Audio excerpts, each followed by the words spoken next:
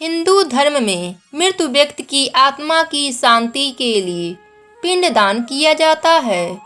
पितृपक्ष के दौरान पितरों को तर्पण भी इसीलिए दिया जाता है ताकि उनकी आत्मा को शांति मिले और उनको सद्गति प्राप्त हो सके। कहते हैं एक बार जो व्यक्ति गया जाकर पिंडदान कर देता है उसे फिर कभी पितृपक्ष के दौरान श्राद्ध या पिंडदान करने की जरूरत नहीं पड़ती है। गया जी के पौराणिक कथा के अनुसार एक बार ब्रह्मा जी सृष्टि की रचना कर रहे थे। उस दौरान उनसे असुर कुल में गया नामक एक असुर की रचना हो गई।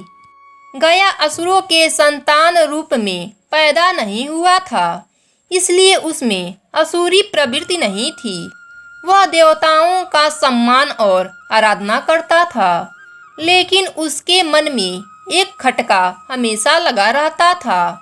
वह सोचा करता था कि भले ही वह सख्त प्रवृत्ति का है, लेकिन असुर कुल में पैदा होने के कारण उसे कभी सम्मान नहीं मिलेगा। इसलिए उसने सोचा क्यों ना अच्छे कर्म करके इतना पुण्य अर्जित कर लिया जाए कि उसे स्वर्ग मिल जाए। गयासुर ने कठोर तप से भगवान विष्णु को प्रसन्न कर लिया। भगवान ने वरदान मांगने को कहा।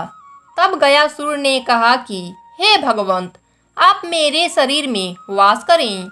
जो भी मुझे देखे उसके सारे पाप नष्ट हो जाए, वह जीव पुण्य आत्मा हो जाए और उसे स्वर्ग में स्थान मिले। भगवान विष्णु ने प्रसन्न होकर उसे ऐसा ही वरदान दे दिया। भगवान से वरदान पाकर गयासुर घूम घूम कर लोगों के पाप दूर करने लगा। जो भी उसे देख लेता उसके पाप नष्ट हो जाते और वह स्वर्ग का अधिकारी हो जाता। इससे धर्मराज जी की व्यवस्था गड़बड़ी हो गई। कोई घोर पापी भी गयासुर का दर्शन कर लेता तो उसके पाप नष्ट हो जाते और वह स्वर्ग मांगने लगता।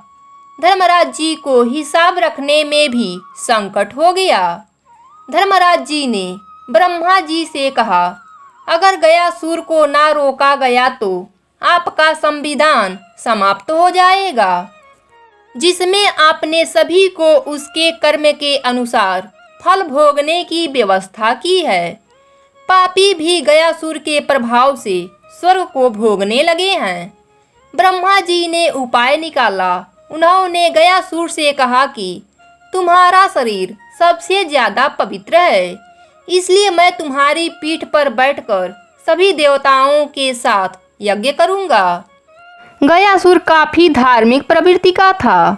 उसकी पीठ पर यज्ञ होगा यह सुनकर वह तुरंत तैयार हो गया। ब्रह्मा जी ने सभी देवताओं के साथ पत्थर से गयासुर को दबाकर बैठ गए। इतने भार के बावजूद भी वह अचल नहीं हुआ और वह घूमने फिरने में भी समर्थ था। देवताओं को चिंता हुई तो उन्होंने आपस में सलाह किया कि इसे श्री हरि ने वरदान दिया है, इसलिए अगर श्री हरि देवताओं के साथ इसके पीठ पर बैठ जाएं तो गयासुर अचल हो जाएगा। सभी देवताओं ने विष्णु जी से प्रार्थना की। श्री हरि ने उसके पीठ पर आकर बैठ गए। जब गयासुर ने सभी देवताओं को अपने पीठ पर बैठा देखा तो गयासुर ने कहा, आप और मेरे आराध्य श्री विष्णु जी के मर्यादा के लिए अब मैं अचल हो गया हूँ। घूम घूम कर लोगों के पाप हरने का काम बंद कर दूंगा, लेकिन मुझ में श्री हरि का निवास है, इसलिए वह व्यर्थ भी नहीं जा सकता। इसलिए श्री हरि जी से प्रार्थना है कि हे विष्णु जी, आप मुझे पत्थर की शिला बना दीजिए और यहीं स्थापित कर दीजिए।